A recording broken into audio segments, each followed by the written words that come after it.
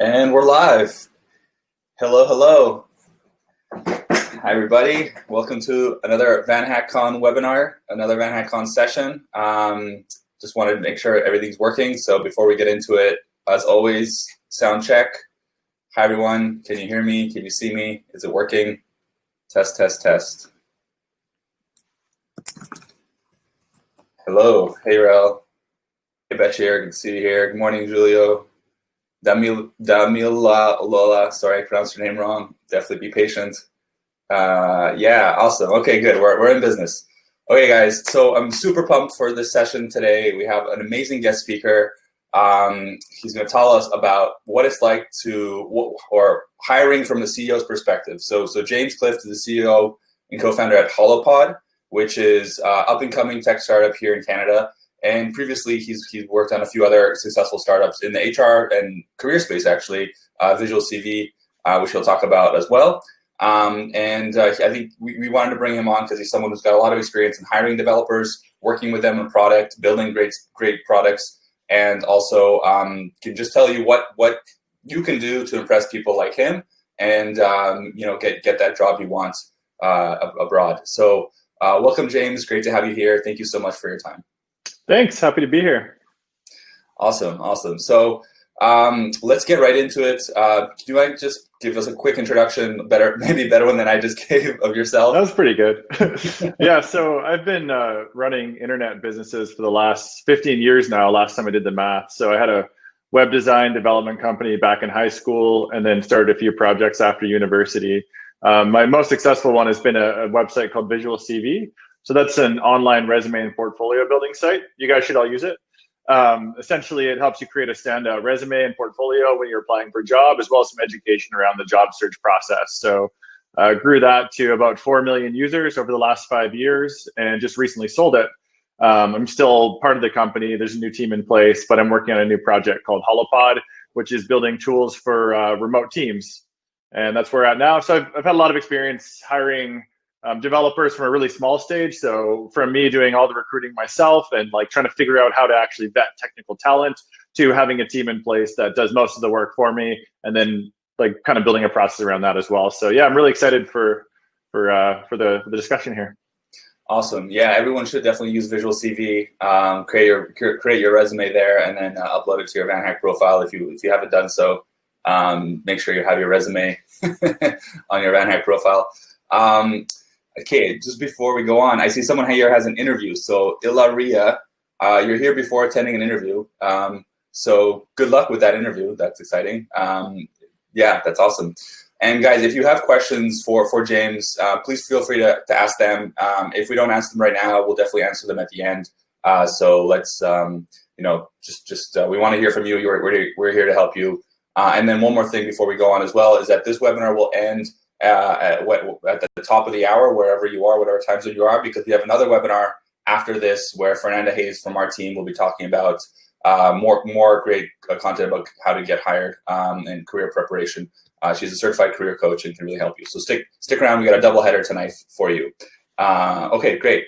So James, let's talk about the interview process and the hiring process. So what is kind of like a interview process for you? So you're starting off, you're looking to hire a developer. What are the let's walk through the kind of the step 1, step 2, step 3. So let's say you posted the job and you get a bunch of people who apply. What do you look for from the people who've applied to your webinar? Yeah. You should definitely apply for the webinar too.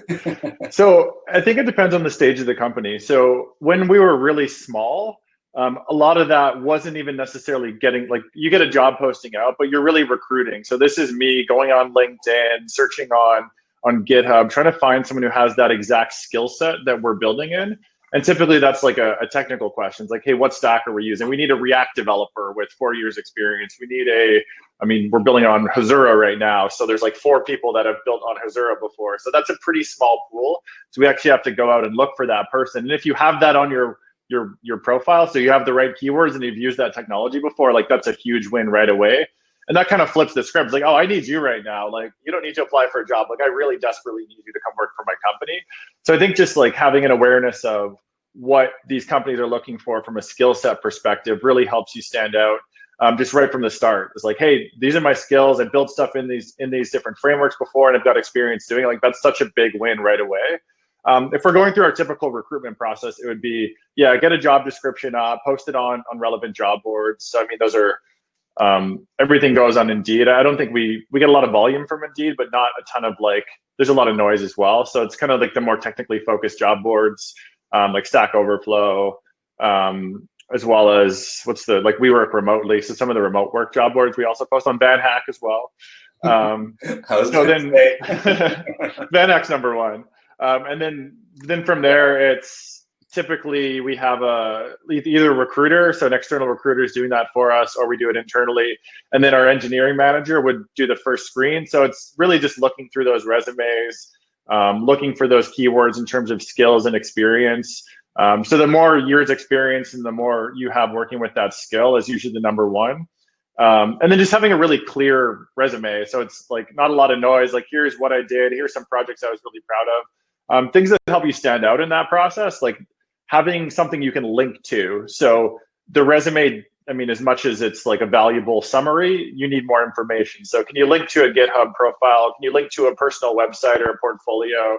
And unfortunately for really strong engineers, like that design of that personal site still matters. So you can be the most amazing technical person, but find a way to buy a template that makes that look good. Because like, I'm pretty dumb. I see something that looks nice. I'm like, oh, they must be an amazing coder because they have good design, which isn't even relevant. But that really helps you stand out. And just that initial like quick screen that companies are doing. And then from there, it'll be an interview with our engineering manager, kind of walk through some technical questions. And then if you pass that test, it's on to me. So I usually do just an interview in terms of a culture fit. So we have a conversation. I like asking about, like, what is the thing you're most proud of? What's the coolest project you've built? So kind of more focused on something that you've created, either from scratch or as part of a team, and figuring out like what level of commitment you've had to that project. So have you built something on your own? Have you had a side project you've hacked on? All that stuff's really cool. And especially for a startup, you want people that kind of take control, just build stuff when they're not asked to build stuff, have that level of autonomy.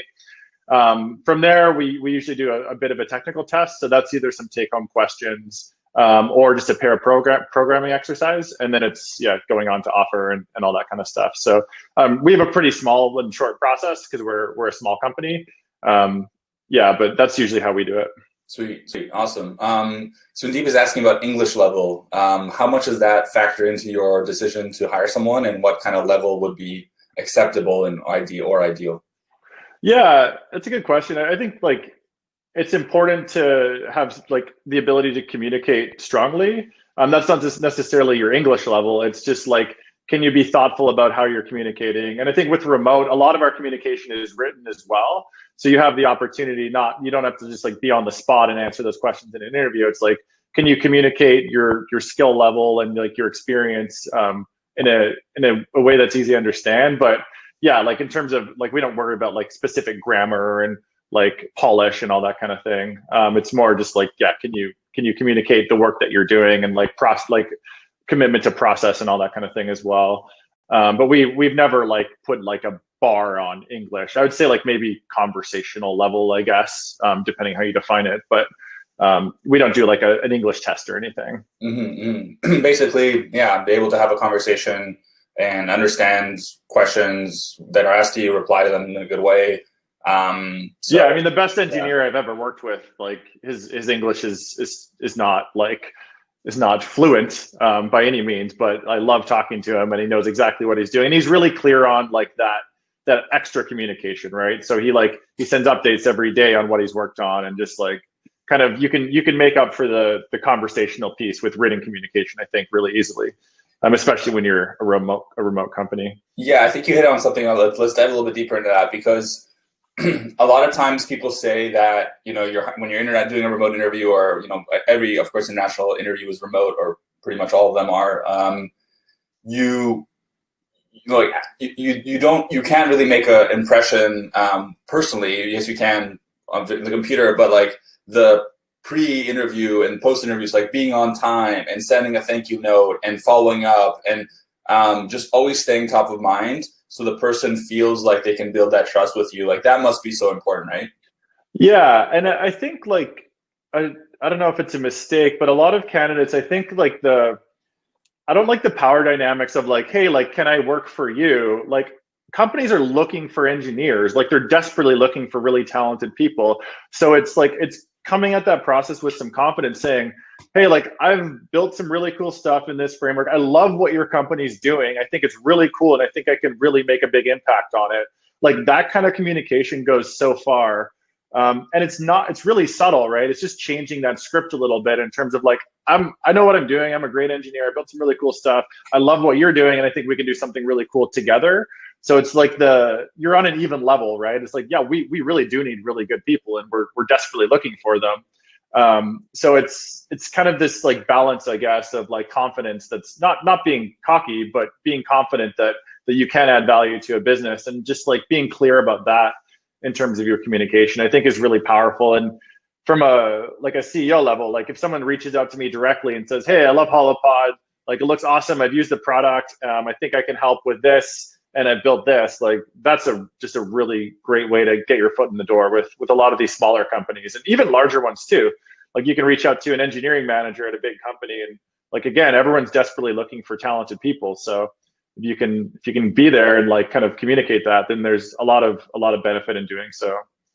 Yeah, I think what you said about that proactive approach and reaching out on LinkedIn or email, not just submitting your resume and praying.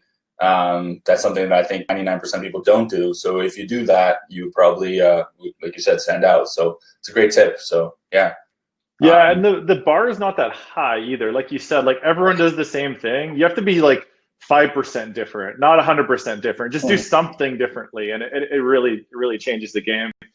Nice, cool. So let's kind of look for, once you've made the hire, like what do you look for in an employee? Like when someone's starting, let's say the first 90 days, how can they really stand out in the first kind of beginning of their job with you? Yeah, so I think again, like we're a fully remote company. We've kind of been that way for a few years now. So a lot of that is around like, do we as a business have the right processes? Does the employee embrace those processes? So it's definitely over communicating in those first 90 days. So being really proactive in terms of, hey, here's what I worked on today. Here's what I'm working on tomorrow. Can someone help me with this? I think just like laying out all the challenges that you're having not in a way that like, hey, I don't know what I'm doing, but like, hey, here's 3 options that I've come up with to solve this problem. What do you think the right option is? And just like that over communication, I think on Slack or whatever tools that you're using is important for that first 90 days. And then a commitment to quality is really important to us. So it's like there's this like balance between speed and quality, and we live somewhere in the middle as a company, but it's like make sure you're shipping code that works and it's tested and you're following a process. I think that's super important as well. So just being really proactive with communication, and then shipping good stuff, I think is really important too. And then also just like picking up on like if there's something else that you discover, like that's the dream, right? Is like, hey, you've done something that is super important to us, but has not been on your list. Like you've identified a problem within the product, you've tested something out, like that. Like true proactiveness is like really hard to find. But if you find someone that can just pick something up and run with it, like that's amazing. Like that's like the best employee you can ask for. Yeah, I'll second that. We hired someone on our team, one of our engineers this year, and just his energy that he brings. It's not just the quality of the code and the build and the work, but it's just the positive energy that he brings to the company, and willingness to solve problems and kind of do the extra step. That's something that you can be a great developer. You can have 2 really, really great developers in the same technical level, but the one who's going to be the more proactive one is just night and day, like way better. So guys, like make sure you're going to be the more proactive and kind of better one. And I think so. Just part of that too is apply to companies that you're excited about as well, right? Yeah. Like actually do the research and find stuff that you're super stoked about, and that leads to all that other good stuff too. Like if you wake up thinking about the product that you're building, that really helps. If you're building like some boring like old school, like whatever, like you might not be as excited, but like the paycheck might be a bit better. But I think there's a good reason to apply for companies that you're excited about working for, right? And that like they usually give you a bit more freedom to be proactive about that kind of thing too. Yeah, I've been in jobs that I absolutely dread, but waking up in the morning and just saying, "Oh God, not again." And I've been in jobs where it's like, "Oh man, I can't wait for Monday." So yeah, that makes a huge difference. I'm going to take a little time out here because we have a special guest with us, Helmer. He is a VanHacker who got hired in Montreal for Mexico. And so I just want to say hi, Helmer. Congrats again on getting hired. His work permit was approved, I believe, last week. And your shirt will be sent out soon to Montreal. Awesome. So yeah, felicidades. I think that's how you say congratulations in Spanish. Felicitación. Felicitaciones. Yes, thank you. I'm still in the Portuguese mind, but yeah, that's just wanted to say. Yeah, a lot of people ask us, is VanHack's real? Does it work? Well, we have one success. Maybe we have another success case here. I don't know, but Helmer, great to have you here. It's Peru and Mexico. Oh my God, I'm so embarrassed. Sorry, Helmer. Sorry. Disculpa. Mi culpa. Yeah. I don't know why I thought it was Mexico. My bad, man. Actually, I don't think we've ever had a VanHacker hired from Peru, but maybe one or two others. So that's awesome. Okay, great. Moving right along. So we're talking about how people can be proactive and get great at work. Let's maybe move. Let's some questions here. What would be a deal breaker from a candidate in a final interview?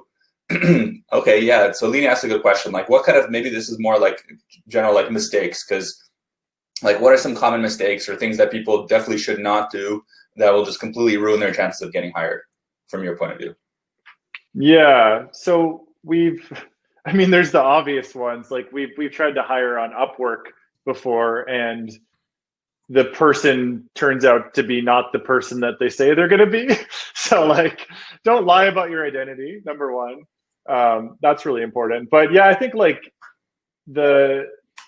in terms of, it's not really like it's rare that there's like one red flag at the end of an interview process. I think at the end of the day, there was 5 candidates that made that short list, and then one person just stood out a little bit more than the rest of them. So it's not this like you messed up and it's totally like on you. It's like that was the reality of a competitive hiring process. That's typically what happens. We do have a couple of times where if we like have more deep technical questions or coding, like take home assignments and stuff, that candidates have had challenges with those. So I think a lot of like, we don't make it hard, right? It's just like, this is the thing we're hiring for, and this is the skill set that we're looking for. So I think those are ones that often people do struggle with sometimes. Can you give examples there? Yeah, I actually don't know what coding tests we're running right now. But we've had just projects where it's like, we've got into a deeper technical discussion, and like the person just didn't even understand the framework that they're supposed to have been working in for the last 3 years. So I think it's just like a level of understanding of the technology that you're working with. Part of that too, I think, is like there's ways to mitigate that risk as well. So maybe it's we do a contract, like a short-term contract for a few weeks to actually ship some code, and then maybe that's a better indicator of this coding test. Yeah, and then I can't think of any like personality red flags. Like there's not obviously, yeah. I don't know. Don't be a complete jerk, and you're probably doing okay, right? Yeah. But like definitely communication though. That's one good point. So like if you're really unresponsive or slow to respond, or it's kind of like you're like don't seem enthusiastic, like that's definitely a signal that is not a good signal, right? So if I'm sending a message and then you respond like, yeah, sure, whatever. It's like, okay, well, there's other people that could get this job that might be more excited about it. So I think it's just like communicating that you actually want the job and you're excited about the job is super important during the process. Yeah, and I think that comes out like if it's genuine, right? Like you can only fake it for so long, and also you don't want to fake it if you're like, don't just get the job to get a job, because then you're going to be stuck in a job you hate or don't like or whatever. So be genuine about the kind of companies you want to work for. And I think like if you want to work for a startup, apply to jobs at startups, don't apply to jobs at like large companies, etc. So things like that.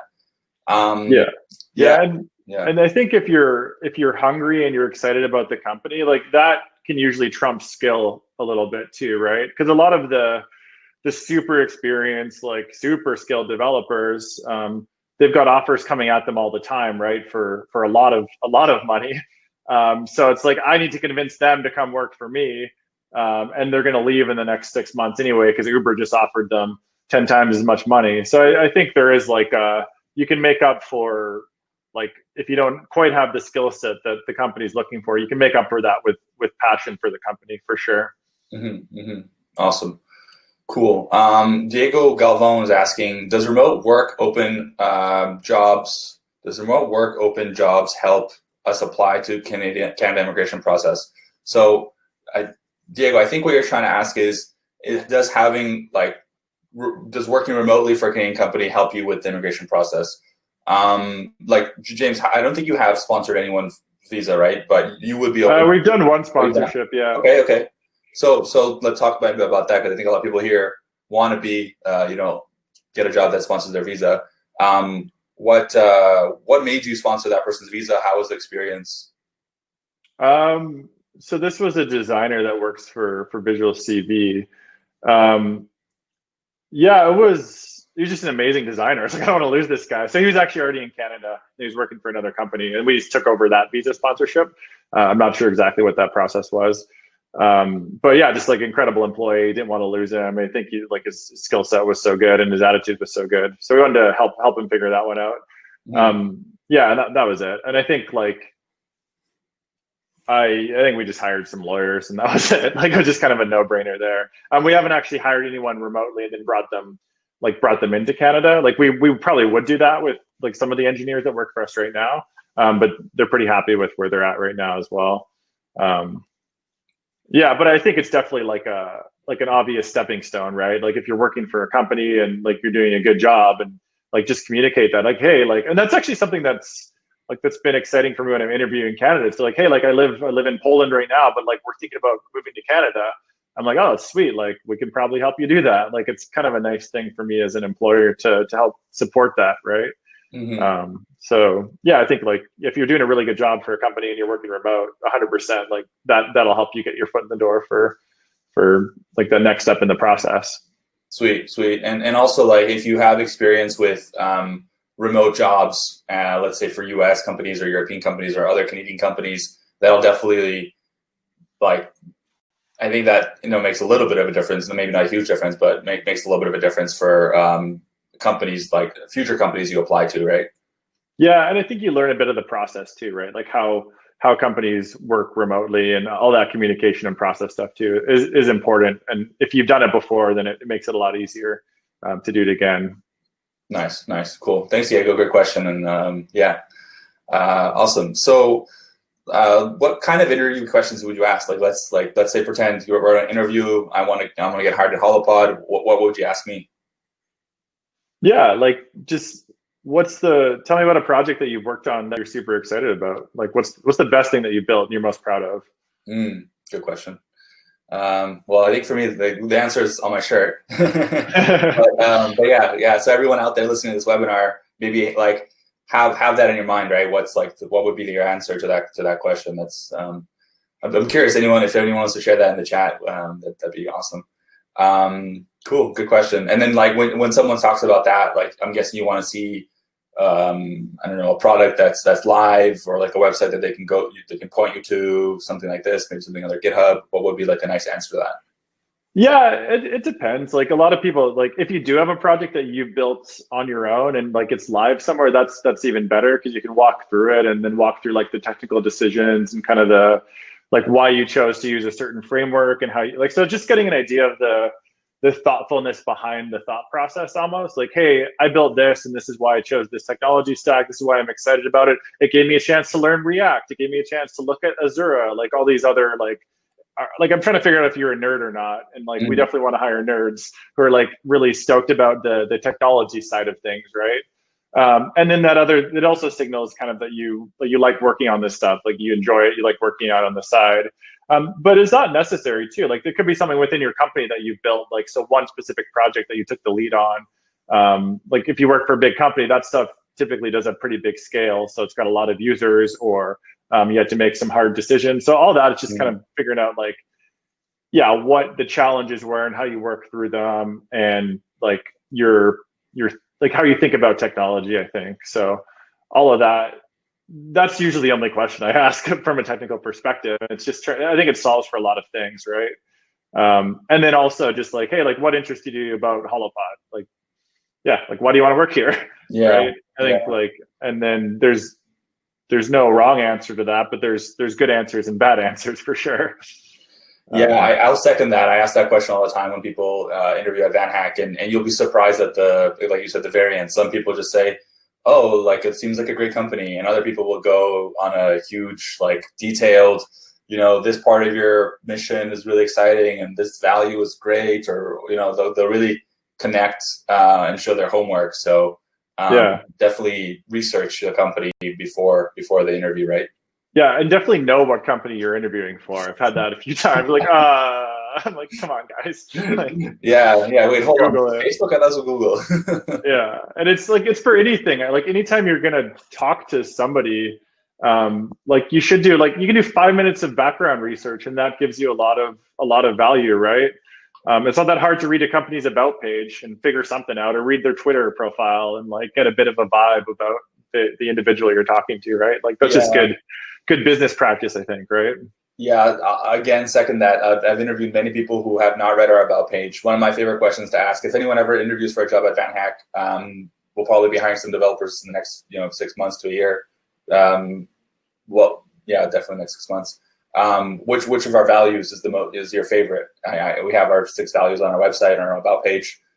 Half of people have never done their, like never, they just don't know. And it's not an automatic no for me, but it's like pretty much, if I was thinking no, that like is the nail in the coffin. Like, no, I'm not gonna hire this person.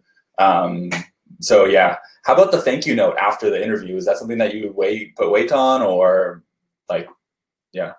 Yeah, for sure. I think it's like just sending a follow-up email is great. Like, it doesn't have to be that complicated. Like, yeah, I really enjoyed our conversation. Here's a link to that thing we were talking about, and like, I looked at your website, and here's what I think we can do. Like anything that's like more directly, not this like formal, like, thank you for the interview, sir. That was very enjoyable, and I hope to hear from you soon. I think those are like fine and like probably better than not doing it, but just make it more personal, right? Like, here's a link to some stuff that I was working on. Again, like I'm really excited about working for your company. I think I can build something really, whatever it is, right? But just make it a bit more personal, I think. I think business is getting more casual in general as we all go remote and wear hoodies our whole day. Like, so it's like you're working with people at the end of the day. Cue the hoodie. Yeah, there you go. That's funny. Yeah. Nice. So first off, or just like another aside here, Nicholas, I loved your answer there. Anyone here is not a nerd. Definitely reduces the data set. It'll have lower latency. I'm not a developer, but I like to use developer terms to make myself sound smart. I tried to learn. Anyway, Alini, awesome. I was just chatting with some VanHackers on how much enjoying the Twitter account from companies and get the idea. Yes, definitely. So I think this is Alini from our team, by the way, who helps prepare everybody for their interviews. And hey, Alini, see you here. She's your new best friend, guys, when you get a job interview at VanHack. And yeah, checking the Twitter feed, the social media of the company, it makes a huge difference. And like, yeah, I think if you don't take the 15 minutes to do your homework, it might be a slog, right? Because I think what happens sometimes is people have so many interviews or they're applying for so many jobs, but honestly, like at VanHack, you probably like, it's hard to get international job interviews, so you're probably only going to get maybe 1 a week maximum. So it's not like you have 10 interviews lined up. So yeah, do your homework. Nice. So Michael's asking about maybe nerd is not the right definition, and so it's maybe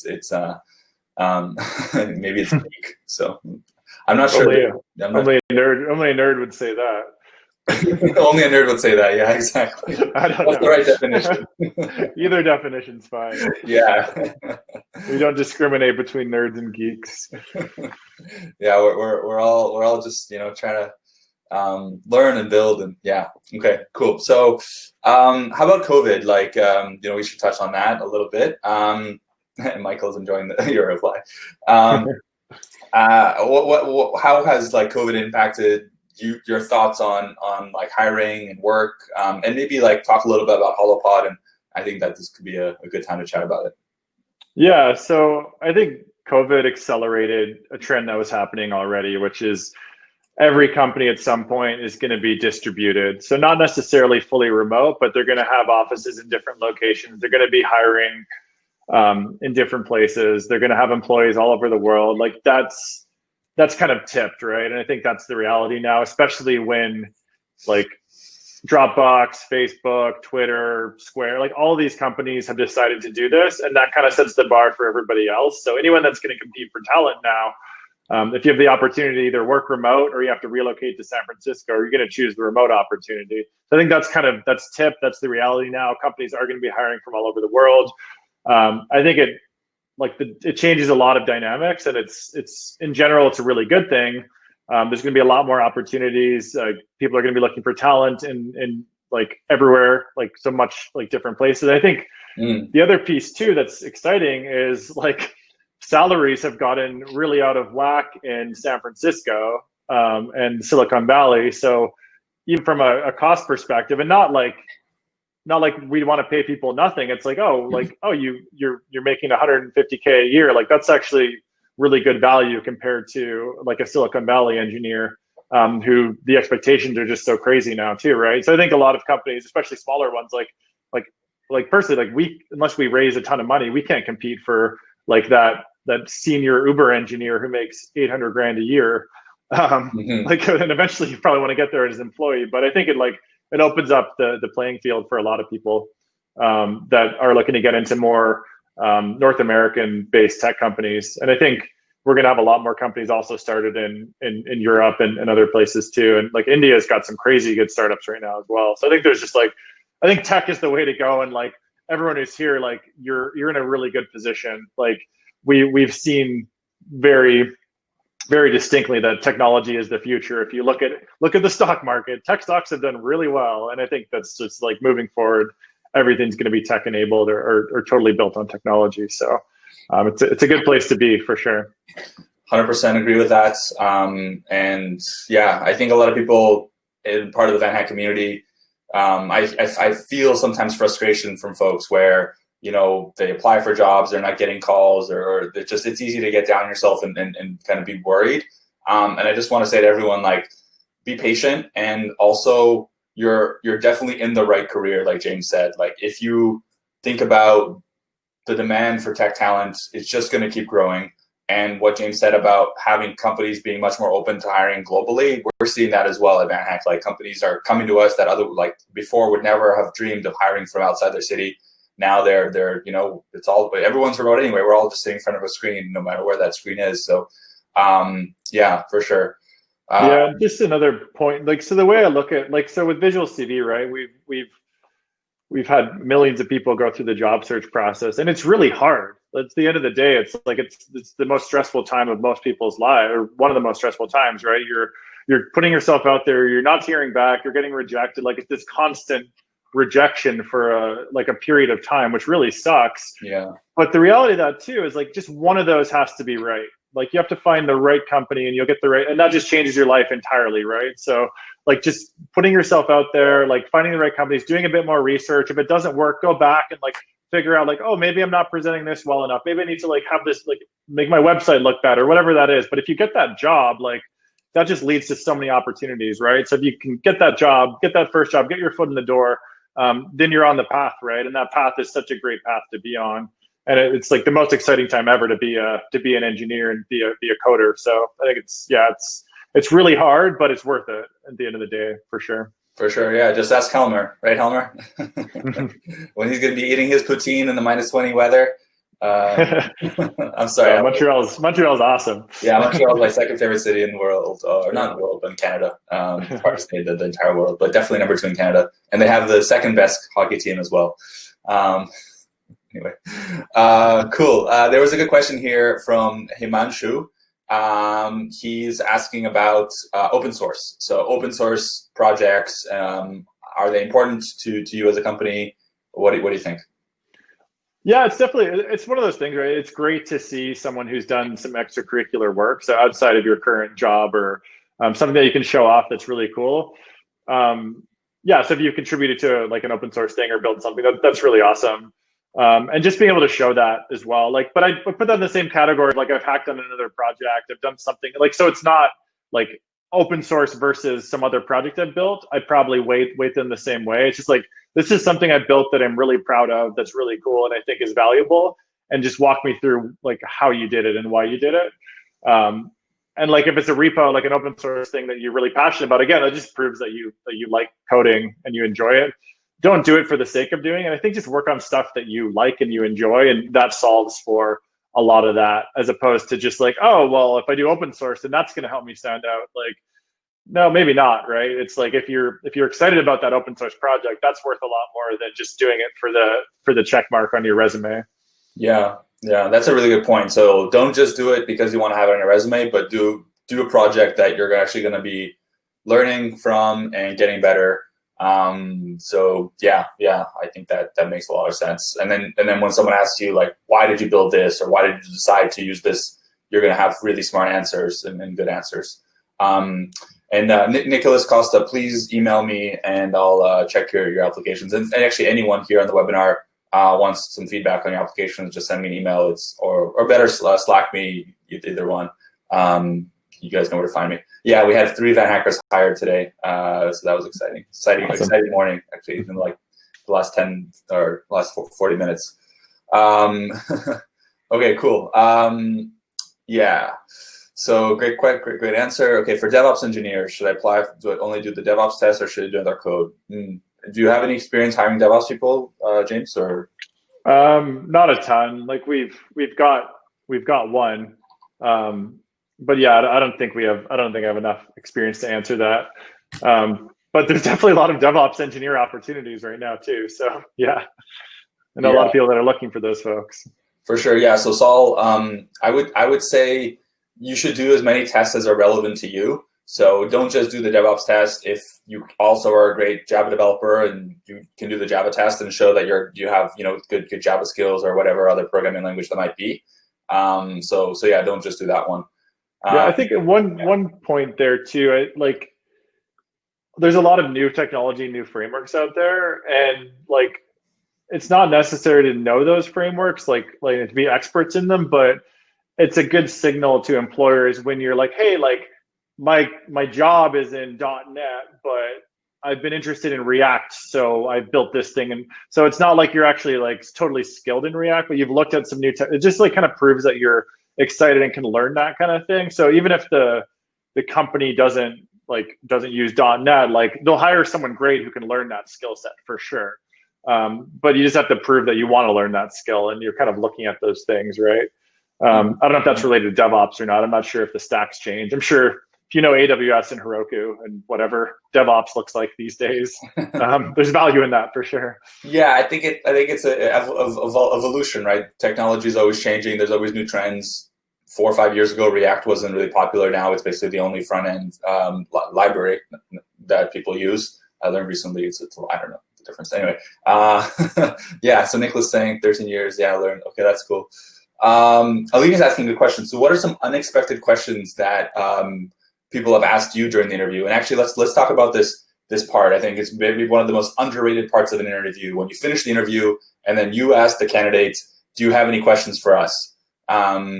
If they say no, is that a big problem? And then what questions have you been asked that are interesting?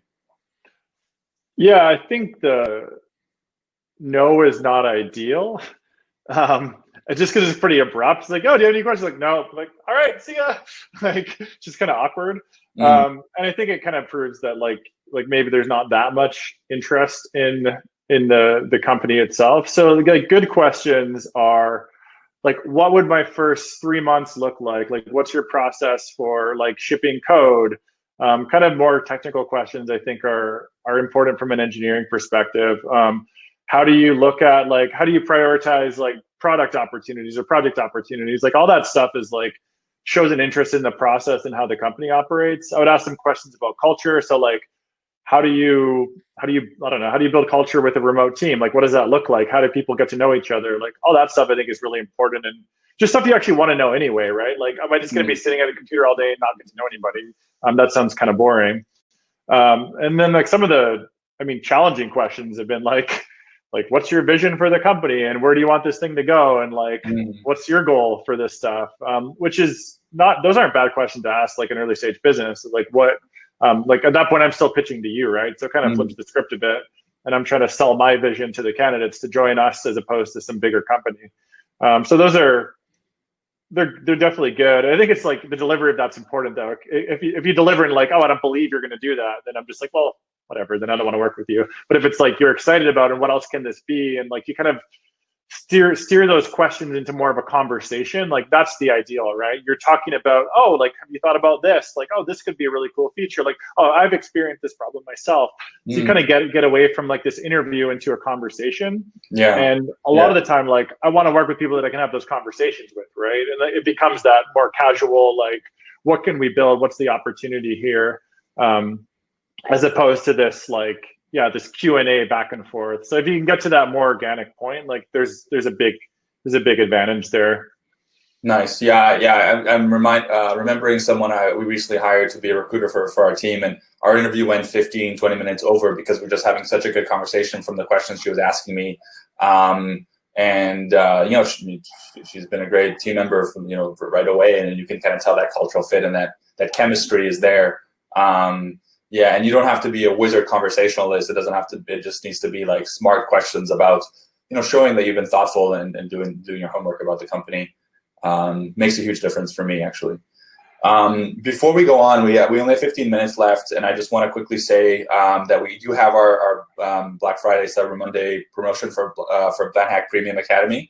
So if you guys want to improve your soft skills in English and get a bunch of interview prep to impress people like James, join now. You get a free month for the month of December, as well as I think like some crazy discount, like 30% off. So yeah, is that a standing desk that you're just lowering there, James? That's pretty cool. Yeah, my fancy desk. Nice. And there's a 30-day money-back guarantee. So if you're not happy, you get 29 days of free English class and then just get your money back. Almost no one does that because it's pretty good value, but if you want to do that, you can. That's my shameless plug there. Cool. Actually, let's talk about, we're talking about buying stuff. Let's talk about salaries. What are you seeing in terms of salaries? We can give like ranges, not to get specific numbers, for let's say intermediate and senior developers. Like, do you look at it from like, when you're remote, you have X salary, and when you relocate, you have Y salary, and there's like a difference in those two, or is it just like one salary? What's the kind of way you approach it? So for us, it's like we're not hiring a ton of people, so we're kind of subject to market rates. In Vancouver is where we anchor stuff, and like I've never seen salaries higher than they are right now. Like it's definitely grown significantly in the last like 3 years. So that's, a lot of factors, but Amazon's in Vancouver now, Facebook's in Vancouver, Microsoft's in Vancouver. So we're competing with companies that pay really well and have really good benefits. So I think that's exciting, right? Like I think it's fair, and companies should be paying engineers more. So for like senior engineers, it used to be like 100 grand a year was a good salary. Now that's up to like 150 to 250 even at a manager or director level. Which I haven't seen before in Vancouver. So we're starting to level the playing field a bit there. If we're looking at remote, so some companies hire, like they pay the same no matter where you live, and there's some cost of living benefits or adjustments. We're usually seeing like let's call it 20% lower if someone's fully remote, depending on their location, but it's still pretty solid. Like it's not like the old days where you outsource that like 10% of your costs. Like that doesn't really exist anymore. And people are looking more so for really good, talented people. It's not just like it's not a cost center anymore, right? It's like, this is our R&D and this is the team that we're investing in. Mm-hmm. So yeah, I think the data as well, like salaries are rising everywhere. I think we're going to see more competing salaries as well as companies go fully remote, as Facebook starts hiring all over the world. Salaries everywhere are going to go up, which is great for engineers. Yeah, it is great for engineers. And I think that like let's just take a moment, guys, to pause here. So okay, I'm going to say 150K is usually a pretty high salary for a Van Hacker to get hired. Andre, we love you too, and congrats again on getting hired. So we got two hired Van Hackers on the webinar here. So yeah, sorry, I have ADD with the chat sometimes. But anyway, we have two. We have let's say around 100 to 120. Maybe like depending on the city. Vancouver is slowly becoming SF. But it's not just Vancouver. Like you see a lot of companies, for example, that are hiring someone and they say you can live anywhere in the world or anywhere in the specific region, and this is the salary you're going to make. So the kind of sometimes what move that people make is they move to another city that's even lower cost of living. Because like let's say you're making so let's talk about this monthly.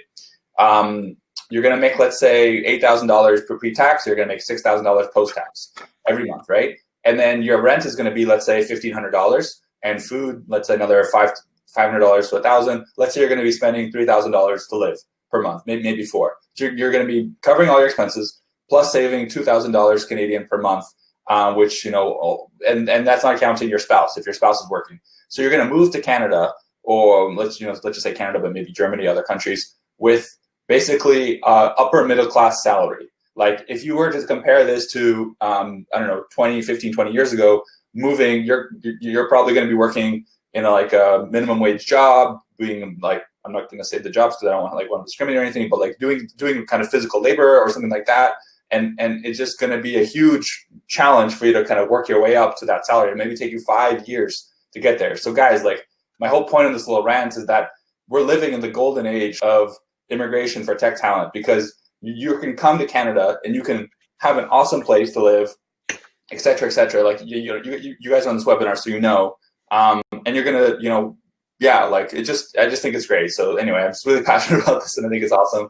And you don't just listen to me, like experts like James who actually are hiring people and all that is the right way to go. So anyway, just all that to say, you should just do your homework for job interviews, prepare yourself, and get a great job. Okay, cool. So we got 10 more minutes left. One more question I want to ask you, and then we can dive into the participants' questions here, is diversity. How do you look at building a diverse tech team or diverse team? These days it's been a topic in the media a lot. Like, is that something you guys are thinking about, or how are you approaching this subject? Yeah, we've had a lot of conversations about this on the management level. We're a pretty small team now as well, so I don't know if it's like top of mind for us, but it's definitely a really important subject. So I think the key things for us are like make sure that we're putting that message out there, that's important to us. Make sure our job descriptions are attracting the right people, getting those as wide as possible. So really increasing that candidate pool. So not necessarily like a lot of hiring right now is done through networks. So it's like, do you know somebody who does this? And if I don't know, if your marketing manager is a young white dude, he knows another young white dude, and then you kind of just build this like young white dude company. So it's more so like, how do we get our message out there? How do we get a broader candidate pool and attract people that wouldn't like necessarily be in our networks? Like that's the most important thing. And then once you have that candidate pool, it's like, how do you go through that process in an unbiased way? And that's just something to be conscious of, I think. Like make sure you're not discriminating and making sure you're like making decisions based on the right things, as opposed to if someone like looks and talks like you. So I think part of that is just like making sure that everyone's aware of it from a cultural perspective, and then getting out a broader candidate pool. That's just us. And again, we're a small company. So I think once you get to a bigger stage, like it's even more important to think about those problems. But yeah, that's the extent of what we've done so far, is like broader candidate pool, being really aware of it, and trying to not so much just hire someone for the sake of hiring them, but be conscious of the fact that we might not be aware of some of our own biases, for sure. Definitely.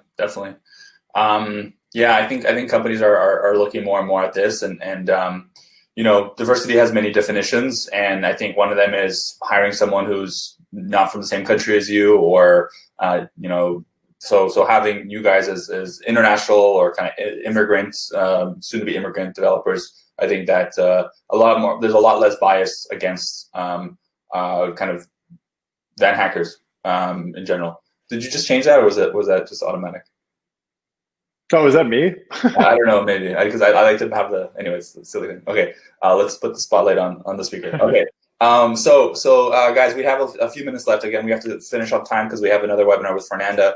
James Guarav is asking, and I'm sure a lot of people are wondering, are you hiring right now? If so, what are you hiring for? And how can people apply to your jobs? Yeah, Holopod is not currently hiring. We will be in the new year. So that's we're using this new framework called Hazura, which is like some serverless DevOps scaling thing. So if you know what Hazura is, like definitely reach out to me because I have no idea what it is. And then like, yeah, React front end. So like we're planning on hiring at least 2 developers in the new year, probably like mid January, starting that process. And then designers as well. So yeah, looking at building out our product team there. So yeah, Holopod is a very well designed website. So yeah, I think you have a good team already, and so adding even more talent. Fantastic. Cool, guys. Any other questions for James? We have the last few minutes here. Hire people from South America. They will have excellent cuisine skills. Helmer. Nice. Yeah, I got a designer from Brazil, and he barbecues like 4 days a week, and it's great. Nice. Yes, we also have a designer who's from Brazil, and he's a great designer. I'm not sure about his barbecue skills. We'll have to test that soon. And Peruvian food is one of my favorite, Helmer. Yeah, I lived in Argentina for 6 months as well, so I'm pretty addicted to the asado. Nice. I think Nicholas here is from Argentina. So. Oh, nice. Cool. React, is there a certain amount of years of experience, James wants to know? The more the better, but yeah, at least like, I don't know, I think years is a weird definition. Like if you're really good at it, then yeah, it's great. You could work in something for years and be a bad developer too. So like, depends on how confident you are in the skill set. But I think like if you've worked like on something in production, like that's live and users are like at some semblance of scale, like that's more exciting to me than like you've done it for 5 years. Nice. That's awesome. Cool. How about the post-pandemic office policy? So are you going to have an office after the pandemic ends, whenever that is? Yeah, personally, I don't like working from home. I love working remotely, but I do not like working from home. It's like I just get cooped up here. So I want somewhere to go. So we're gonna have like a satellite office, I think, in Vancouver. So maybe a smaller space that maybe a few other people that I know or that we work with can go in whenever they want to. So not having this like 9 to 5, you're in the office, but some flexibility around like a workspace you can go to get outside of the house. And I think a lot of companies are taking that approach. I know Shopify and Dropbox, they're building hubs in cities. So they're taking their existing office space and building more of a co-working space that's flexible. You can come in and do your meetings if you want to, but you can work from home. So I think like that's where I see the future is not fully remote, but distributed and flexible. So you can have a space you can go to.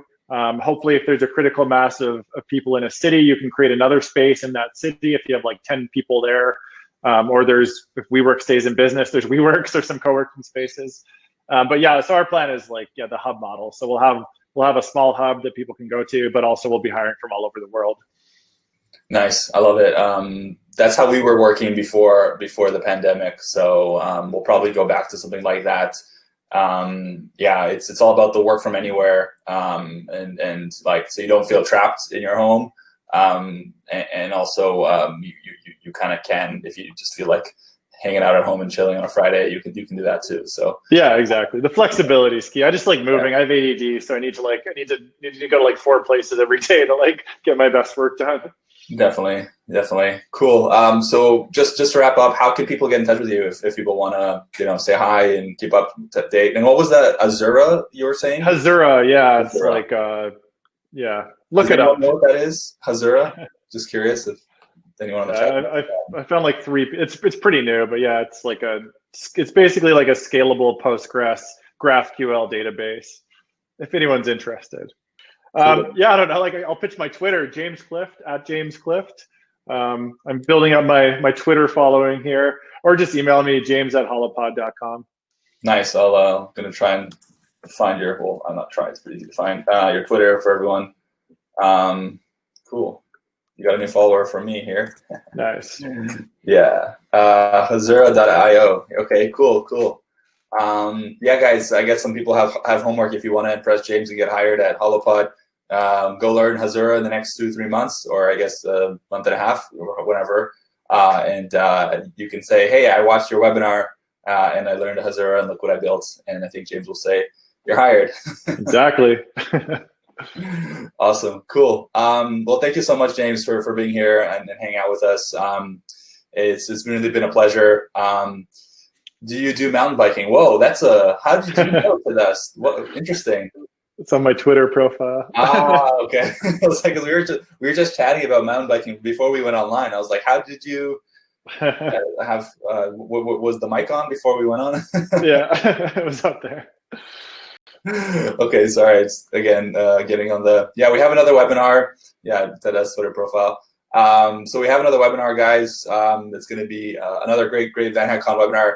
I'm going to be back on Thursday, so in 2 days, with a VP of engineering from a Silicon Valley startup that's going to talk about how you can impress him from the technical side. So today we had the CEO side, and tomorrow or Thursday we'll have the technical side, and we have a bunch more sessions. So again, thank you so much, James, for hanging out with us this morning. Everybody go follow him on Twitter and learn Hazura and get hired at Holopod. So yeah. Awesome. Thanks a lot. It was fun. All right, cool.